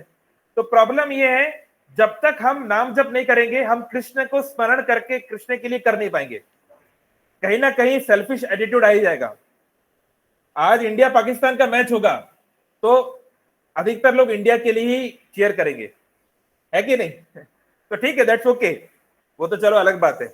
लेकिन मान लीजिए अगर आपका भाई है, आपका भाई, आप एक पुलिस ऑफिसर हो और आपका भाई कोई गलत काम कर रहा है, तो भी आपके मन में एक भाव आ जाएगा कि मेरा भाई ये कुछ कर लेता हूं, है ना। एग्जाम्पल दे रहा हूं मैं। अगर आपकी पत्नी आपकी माँ से या आपके जो भाई की पत्नी से लड़ रही है, किसी बात पे झगड़ा हो गया, तो आप अपनी पत्नी का ही फेवर करोगे इन जनरल, है कि नहीं? तो वो अहम ममेती, मैं और मेरा, ये हमारे अंदर है, हमको ऑनेस्टली स्वीकार करना चाहिए, है कि नहीं? तो ये अहम ममेती जब तक रहेगा तब तक जो है लाइफ में प्रॉब्लम्स रहेंगी। क्योंकि जो आप सोच रहे हो आपका है, वो पता नहीं कब तक आपका है, पता नहीं रहेगा कि नहीं रहेगा, है ना। तो इसलिए हमें सोचना है कृष्ण और कृष्ण का, from I and mind to Krishna and Krishna's, ये चेतना पे आना है। इसलिए इस्कॉन का प्रभुपाद जी ने नाम रखा इंटरनेशनल सोसाइटी फॉर, अंतरराष्ट्रीय समाज है, दुनिया भर के लोग आए हैं कृष्ण भावना, कृष्ण को सेंटर में रख के, कि कृष्ण को क्या चीज पसंद आएगी। ये नहीं मंदिर खुल गया, हट जाओ हमको दर्शन करने दो। हम बहुत बड़ा भक्त है, तो ये करने से आप कृष्ण को क्या क्या कर पाओगे? प्रभुपाद जी की गुरु महाराज भक्ति सिद्धांत प्रभुपाद बोलते थे, don't try to see God but act in such a way that God wants to see you. भगवान को देखने का प्रयास मत करो। हम जाते हैं जगन्नाथ मंदिर, कोई भी मंदिर जाते हैं, सब भिड़ रहे हैं। अब आप ये नहीं सोच रहे हो वहां पर कोई बूढ़ी है, कोई बच्चा है, उसको आप धक्का देके जगन्नाथ को क्या देख लोगे? क्योंकि जगन्नाथ तो उसके भी पिता है ना। आप मंदिर में बहुत अच्छे हो, मंदिर जाते ही गाली गलौज शुरू है, ये पंडा तो ऐसा करते हैं, ये नालायक ये ऐसा करते हैं। तो हम ये सोचते हैं कि हम जैसे मनुष्य को बेवकूफ बनाते हैं, मनुष्य को तो हम बेवकूफ बना सकते हैं, दोस्तों को, परिवार को, पर भगवान को आप नहीं बना सकते। तो हमको जेन्युइन स्पिरिचुअलिटी फॉलो करनी चाहिए, नहीं तो वही होगा कि आप मंदिर में घंटा, बहुत सारे ऐसे पुजारी हैं, पांडा हैं, बहुत लोग हैं, 20-20 साल से वो घंटी बजा रहे हैं, लेकिन उनका चरित्र बहुत अच्छा नहीं है। ऐसा होता है क्योंकि you can not cheat Krishna, है ना। तो इसलिए हम सबके जीवन में गुरु की आवश्यकता है, जिनको हम बता सके कि हमसे ये गलती हो रही है, वो हमको रेक्टिफाई कर सके। हमें वैष्णवों की, भक्तों की आवश्यकता है, जिनके संग में हम भक्ति कर पाए, है ना। और अल्टीमेटली हमें शास्त्रों को पढ़ने, समझने और अप्लाई करने की आवश्यकता है, ताकि धीरे धीरे हम रियल एंजॉयमेंट कर पाए, है ना। रियल एंजॉयमेंट होगा भक्ति में, जो कर रहे हो करते रहो, और पर उसको कृष्ण के लिए करो, है ना। राधे श्यामपुर का आखिरी बोल के मैं समाप्त करता हूं, है ना। तो मेरे पीछे बोलिए, कृष्ण भक्ति में कुछ छोड़ना नहीं है, हर चीज को कृष्ण से जोड़ना है। तो जो भी हम कर रहे हैं कृष्ण के लिए, लेकिन हाँ, अगर कोई चीज धर्म के विरुद्ध भी है तो छोड़ना पड़ेगा। अब कोई बोले कि भैया मैं तो प्ले बॉय हूं, मैं एक साथ 10 लड़कियां पटाऊंगा, तो ये थोड़ा चलेगा। कोई बोले मैं तो मछली को मारूंगा, ये करूंगा, ये थोड़ा चलेगा। तो यू हैव टू नो कि what is acceptable for Krishna, you should know, है ना। तो ऐसी कोई इंद्रिय तृप्ति नहीं है जो आप नहीं कर सकते। आप अपना परिवार भी बना सकते हो, आप खा पी भी सकते हो, खूब पैसा भी कमा सकते हो, खूब पैसा कमाओ। जॉर्ज हैरिसन दुनिया का पहला रॉक बैंड जो फेमस था, द बीटल्स, वो लोग इतने पॉपुलर थे कि मतलब जितना सपोज शाहरुख खान या टॉम क्रूज जितने पॉपुलर है, इसको 10 टाइम से मल्टीप्लाई कर दो। दे वर सो पॉपुलर पीपल। आज भी उनके जितने रिकॉर्ड बिके, किसी के नहीं बिके आज तक, है ना। तो जॉर्ज हैरिसन जब कनेक्ट हुए इस्कॉन से, प्रभुपाद जी से, तो जॉर्ज हैरिसन ने कहा कि प्रभुपाद, मैं भी क्या, उनके लंबे लंबे बाल थे, अगर आपने देखा हो तो, रॉक स्टार थे वो तो, कि मैं भी बाल मुंडवा के मंदिर में आ जाऊं क्या, मैं भी आश्रम में आ जाऊं क्या। तो प्रभुपाद ने कहा नहीं, आप जो कर रहे हैं वो और भी बड़ी सेवा है, क्योंकि आपको भगवान ने वो यश दिया है, वो क्षमता दी है, वो गला दिया है, वो म्यूजिकल टैलेंट दिया है कि आप बहुत लोगों तक प्रचार कर सकते हो। फिर जॉर्ज हैरिसन ने एक एल्बम निकाली, living in this material world, super duper hit हुई। आई थिंक 3 मिलियन कॉपी बिकी थी इसकी, 30 लाख कॉपी उस जमाने में। तो उसमें ये सब सॉन्ग है, माय स्वीट लॉर्ड, हरे कृष्ण महामंत्र, और जो रोज हम लोग गाते हैं दर्शन आरती, गोविंदम आदि पुरुषम, है ना। तो घर घर तक हरे कृष्ण नाम पहुंच गया। जो भी इंग्लिश स्पीकिंग कंट्री थी, यूरोप में, अमेरिका में, ऑस्ट्रेलिया में, वहां घर घर तक हरे कृष्ण पहुंच गया उनके कारण, क्योंकि उतना बड़ा उनका स्टेटस था। तो ऐसा नहीं है कि हर व्यक्ति जो है मंदिर में ही बैठ जाए। अगर आपके अंदर कोई टैलेंट है, कोई एबिलिटी है, तो वो आप करिए, है ना। अगर आप जो है, अगर आप सच में उतना डेडिकेट हो सकते हैं, एक ब्रह्मचारी की तरह आप रह सकते हैं, तो बहुत अच्छी बात है। नहीं तो आप गृहस्थ में रह के रहिए, आप अपने उसमें भी रह के करिए, है ना। तो किसी चीज की कोई ऐसी रिस्ट्रिक्शन नहीं है। भक्ति में बहुत ब्रॉड, प्रभुपाद जी के एक शिष्य हैं शिवराम महाराज, उन्होंने बहुत अच्छी बात बोली, बहुत गहराई से बात, उनका लेक्चर है, आप सुन सकते हैं। बहुत डीप सोच के उन्होंने बात बोली। बोले, you know who is the most broad minded person in the world. उन्होंने प्रश्न पूछा, जैसे क्लास चल रही है, उन्होंने पूछा दुनिया में सबसे ज्यादा ब्रॉड माइंडेड यानी जो है हाँ, उसके हिंदी शब्द क्या बोलेंगे, मतलब बहुत ज्यादा सबको नहीं विस्तृत, हाँ, सबसे ज्यादा विस्तृत चेतना किसकी है, जो बहुत ऊंचा सोचता हो। तो ऐसा कौन सा व्यक्ति आपके अनुभव में कौन है। तो कोई कुछ बोलने लगा, कोई कुछ बोलने लगा, है ना। तो शिवराम महाराज बोलते हैं, no, Krishna is the most broad minded person.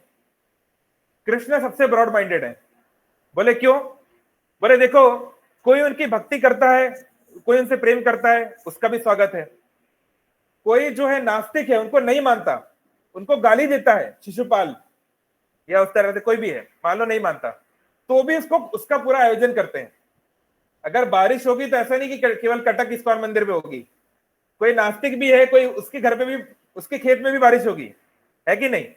तो भगवान जो है सबको पालते हैं, सबका ध्यान रखते हैं। कोई कितना बड़ा भी पाप कर ले, उसको सजा देंगे, नरक में भेजेंगे, पर फिर उसको मौका देंगे और उसके हृदय में परमात्मा के रूप में जाएंगे।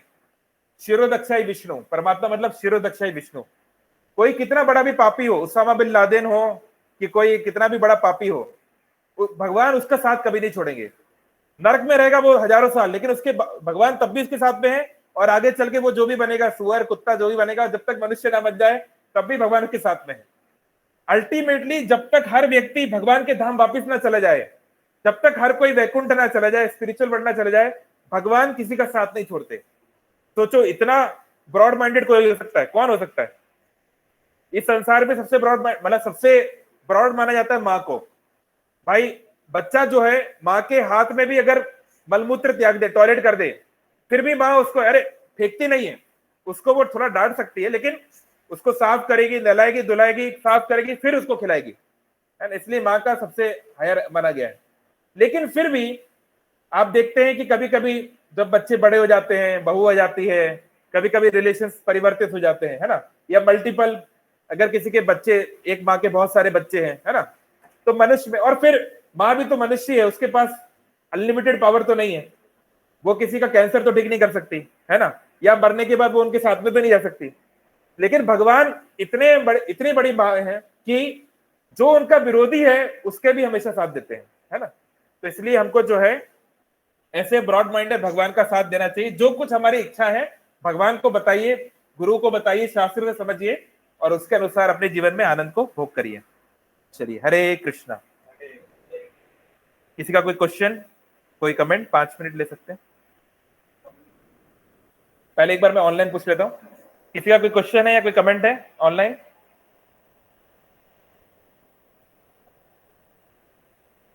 Okay, thank you for joining. हमें आप क्वेश्चंस लेंगे, फिर कीर्तन होगा। हरे कृष्णा।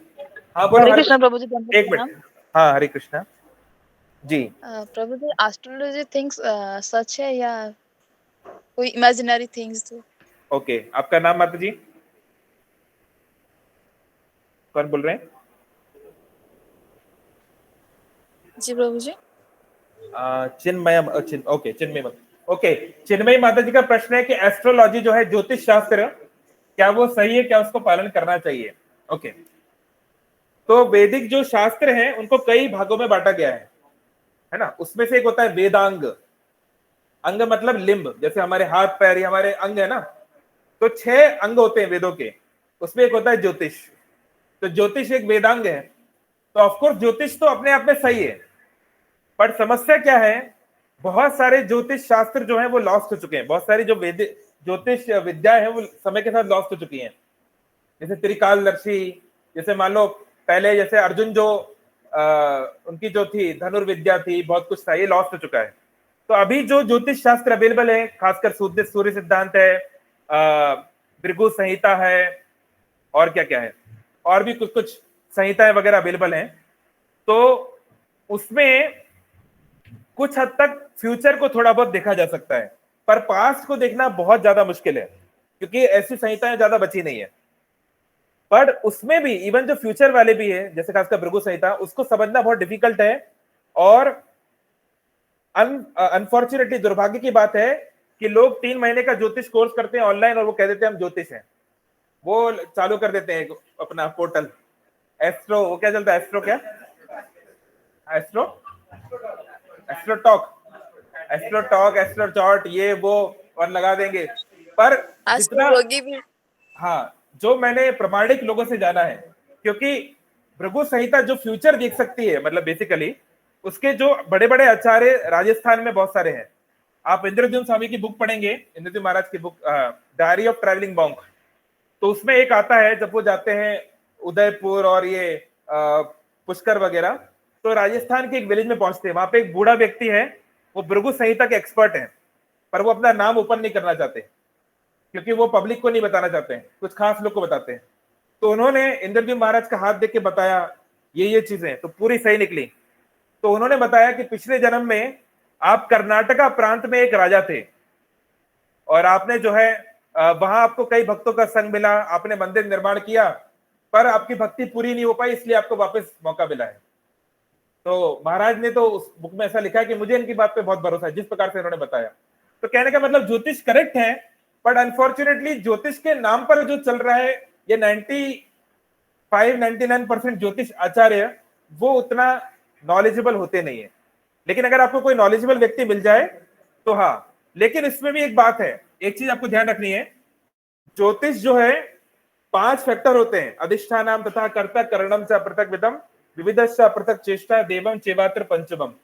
5 चीजें होती हैं जिससे कोई रिजल्ट डिसाइड होता है, किस स्थान पे वो हो रहा है, कौन कर रहा है, किसके माध्यम से हो रहा है, परमात्मा की क्या इच्छा है और हमने कितना प्रयास किया।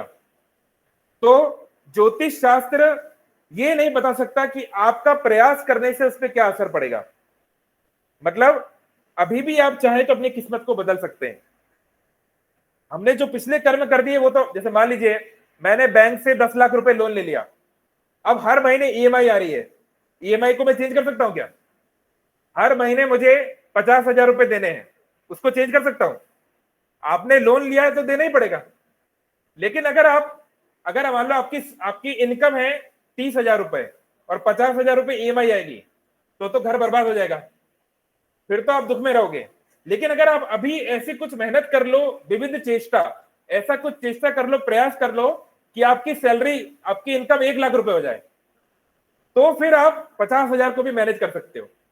तो ऐसे ही इसको बोलते हैं प्रारब्ध। जो पुराने जो कर्म फल है जिसका असर होना शुरू हो गया है, उसको तो हम नहीं बदल सकते, लेकिन प्रेजेंट कर्मा से, अगर हम प्रेजेंट कर्मा बहुत तीव्रता से करें तो हम जो है प्रेजेंट को भी और फ्यूचर को भी बदल सकते हैं।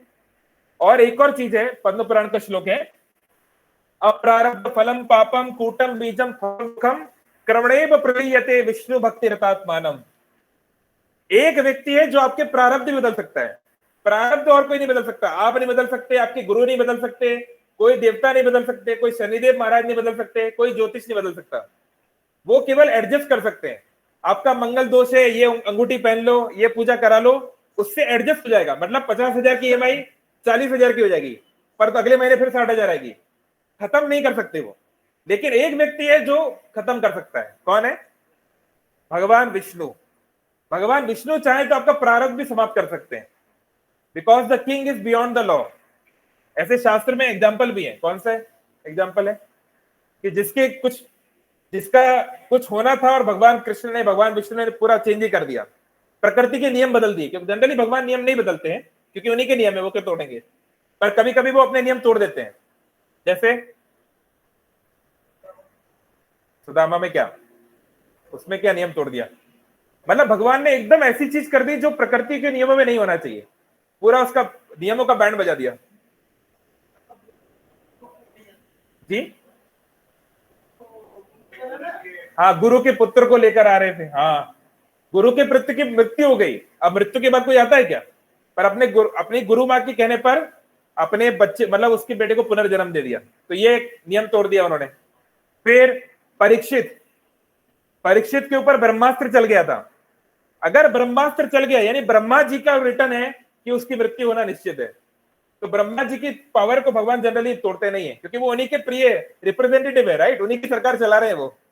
लेकिन भगवान ने परीक्षित के केस में ब्रह्मास्त्र को कैंसिल कर दिया, है ना। अभी आप देखेंगे, जैसे इवन रामायण में हनुमान जी के ऊपर ब्रह्मास्त्र चलाया किसने? हनुमान जी पे किसने ब्रह्मास्त्र चलाया था?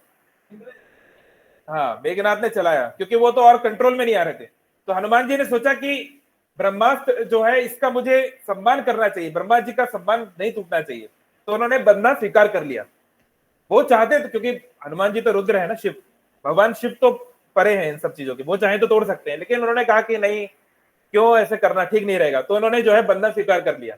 तो ऐसे भगवान कृष्ण भी मान जाते हैं। जैसे गांधारी ने उनको श्राप दिया, अब गांधारी कौन होती श्राप देने वाली? पर भगवान ने उनकी बात को एक्सेप्ट कर लिया, है ना। महाभारत युद्ध में जब गांधारी ने श्राप दिया, उसके 36 साल के बाद एक बहुत विशाल फ्लड आई जिसमें द्वारका डूब गई। लेकिन 36 साल लगे, तुरंत नहीं हो गया। ऐसे नहीं कि हाँ अभी हो गया बहुत, तब तक भगवान ने सभी को अपने अपनी जगह पहुंचा दिया था, जिसको जो जाना है, कोई डूब के नहीं मारा था, है ना। तो एनीवे, लेकिन भगवान जो है कभी कभी श्राप, जैसे एक मुनि थे, क्या नाम था उनका, मतंग मुनि की कौन, भगवान कृष्ण जो है हस्तिनापुर से द्वारका वापस जा रहे हैं युद्ध के बाद, तो एक मुनि थे, वो आई थिंक मतंग ऋषि थे कि कौन थे, वो तपस्या कर रहे हैं, वो बहुत दिनों से तपस्या में थे। तो उन्होंने, उनकी जब आंखें खुली, देखा भगवान कृष्ण जा रहे हैं, तो उनके पास गए, है ना। भगवान कृष्ण क्योंकि यहाँ पे क्षत्रिय का रोल कर रहे हैं, उनको प्रणाम किया। तो मुनि बोले कि मैंने सुना था आप शांति संदेश लेकर गए थे हस्तिनापुर, उसके बाद मैं तपस्या करने चला गया, मुझे पता नहीं आगे क्या हुआ। तो शांति मान ली ना कौरवों ने, युद्ध तो नहीं हुआ ना, किसी का खून तो नहीं बहा ना। तो भगवान कृष्ण ने दुखियों के बताया कि नहीं नहीं, हमने तो शांति का प्रस्ताव दिया, 5 गांव का प्रस्ताव दिया, वो नहीं माने, तो युद्ध हो गया और सारे कौरव मारे गए, बहुत हजार लाखों करोड़ों लोग की जान चली गई। तो वो ऋषि को बहुत क्रोध आ गया, है ना। तो कभी कभी क्या होता है, माया हमको ऐसे पकड़ती है, धर्म में भी माया हमको पकड़ लेती है, धर्म के नाम पे माया हमको पकड़ती है ना। जैसे एक गौरंग प्रभु एक जोक बता रहे थे कि एक डिवोटी है, जैसे इस्कॉन में मंगल आरती होती है 4:30 बजे, राइट। तो एक डिवोटी है, उनका रिकॉर्ड था कि वो एक भी दिन मंगल आरती के लिए लेट नहीं हुए, बहुत सालों से हमेशा हमेशा टाइम पे पहुंचते थे। तो एक दिन वो रात में लेट सोए, तो सुबह अलार्म लगाना भूल गए, है ना। तो 4 बजे के आसपास, 4:15 के आसपास माया उनके सपने में आई और माया ने बोला उठो, मंगल आरती का टाइम हो रहा है, मतलब स्वप्न में, अभी रियलिटी की नहीं पता नहीं, सपने के अंदर। तो बोले अच्छा अच्छा अच्छा, thank you thank you thank you, आपने मुझे उठा दिया। फिर बोला 1 मिनट, आप तो माया हो, आपका काम है मुझे भगवान से अलग करना, मेरी परीक्षा लेना, आप मुझे मंगल आरती के लिए क्यों उठा रहे हो, ये क्या बात हुई, आपको तो बोलना चाहिए मंगल आरती मत जाओ है ना। तो माया बोली नहीं नहीं, आपको क्या है, आपके अंदर अहंकार है कि आप हमेशा टाइम पे जाते हो, तो आप जो है दूसरे भक्तों को के अंदर दोष देखते हो, हाँ ये उस दिन टाइम पे नहीं आया था, ये उस दिन नहीं आया था, ये इस दिन नहीं आता है, मैं हमेशा टाइम पे आता हूं। तो आपके अंदर एक ईगो है, तो मैं नहीं चाहती आपका ईगो खत्म हो जाए, तो आपका मंगल आरती जाने से ज्यादा जरूरी है आपका ईगो रहना, इसलिए आप जाओ तो ऐसे भी maya acts in weird ways, like, है ना। तो एनीवे, तो वो जो ऋषि हैं, उनको क्रोध आ गया भगवान के ऊपर ही, बोल रहे कृष्ण तुमने ये क्या कर दिया, मेरे होते हुए दुनिया में खून कैसे बह गया, अरे तुम कौन हो भाई बोल रहे मेरे होते हुए अहिंसा हिंसा कैसे हो गई। तो उन्होंने श्राप दे दिया कि द्वारकाधीश मैं तुमको श्राप देता हूं, है ना, अपना वो निकाल लिया जो भी होता है कमंडल वगैरह से। तो भगवान कृष्ण ने उनको फिर विष्णु रूप में दर्शन दिया, महाविष्णु रूप में। बोले भैया रुक जाओ 1 मिनट वेट अ मिनट, पहले आप देख लो आप किसको श्राप दे रहे हो, आप मुझे श्राप दे सकते हो पर मैं श्राप को ग्रहण नहीं करूंगा, जो श्राप तुम देते हो किसी को वो मेरी शक्ति से ही लोगों को लगता है ना। तो कई बार लोग सोचते हैं गांधारी के श्राप से ये हो गया, तो उनको ये भी पढ़ना चाहिए विष्णु पुराण में, और जो ये वाक्य दिया गया है कि भगवान किसी श्राप और पुण्य पाप के चक्कर में नहीं है, भगवान तो इसके परे हैं, वो तो मनुष्य का रोल करते हैं, तो कभी शराब ले लिया, कभी मिट्टी खा लिया, ये कर लिया, बट उनको ये सब करने की जरूरत नहीं है ना। तो भगवान चाहे, जो माता जी का क्वेश्चन था, अगर भगवान चाहे तो वो आपके सारे पापों को, सारे प्रारब्ध को बदल सकते हैं। तो ज्योतिष आप हेल्प ले सकते हो, लेकिन बहुत ज्यादा जरूरत नहीं है। प्रभुपाद जी कहते थे, और ये शास्त्र का श्लोक भी ये है भी, कि जो कीर्तन में ताली बजाता है उसकी हाथ की रेखाएं बदल जाती हैं, मतलब लिटरली भली, क्योंकि हर रेखा का कुछ रहता है, आयु की रेखा और श्री की रेखा, ये रेखा। तो अगर आप हरि कीर्तन कर रहे हैं तो आपकी रेखा बदल जाएगी, मे नॉट बी फिजिकली, मतलब लेकिन आपका भाग्य बदल सकता है, ये भगवान जरूर कर सकते हैं। इसका मैं प्रैक्टिकल एग्जांपल दे रहा हूँ, रियल, ये कोई हजारों साल पुराना एग्जांपल नहीं है। एक हमारे परिचय में एक माता जी है बेंगलोर में, पालिका माता जी, तो एक फेमस एस्ट्रोलॉजर हैं, इवन इस्कॉन के डिवोटी भी उनको दिखाते हैं बेंगलोर में, श्री संप्रदाय के। तो वो अपने पापा को लेकर उनके पास गई कि ये हमारे पिताजी का हाथ देखिए। तो पिताजी का हाथ देखा तो बोले आपके योग में जेल जाना है, आपको जेल जाना पड़ेगा। तो वो पिताजी एकदम हंसने लगे, वो दोनों माताजी और उनके पिता हंसने लगे। तो बोले हंस काहे रहे हो भाई, जेल जाना है, इसमें तो दुखी होना चाहिए। बोले हमारे पिताजी हर हफ्ते जेल जाते हैं। बोले इसका क्या मतलब है बेल वेल पल है क्या? बोले नहीं, ये जब मैं पहले भक्ति में जुड़ी तो अपने पिताजी को जोड़ी, तो इस्कॉन में एक होता है प्रिजन मिनिस्ट्री। प्रिजन मिनिस्ट्री मतलब जो जेल में जो लोग हैं उनको जाके वहां पे सत्संग प्रोग्राम होता है, कीर्तन होता है, प्रसाद वितरण होता है, संडे या कभी एकादशी, ऐसे टाइप का। तो मेरे पिताजी जो है वो प्रिजन मिनिस्ट्री वालों के प्रोग्राम में जाते हैं और वहां पे प्रोग्राम में जाते हैं। तो कहने का मतलब उतने बड़े आचार्य वो भी बोले कि हाँ आप ये तो कृष्ण चाहे तो कुछ भी कर सकते हैं। उनके योग में है जेल जाना, तो जेल तो वो जा रहे हैं, लेकिन किस लिए? दूसरे तरीके से, है ना। तो इस तरीके से भगवान चाहे तो जरूर कुछ भी कर सकते हैं, तो बेटर है भगवान के ऊपर डिपेंडेंट रहना, वो बेटर है। ठीक है, चलो, हरे कृष्णा। शील प्रभुपाद की हरे कृष्णा प्रभु जी।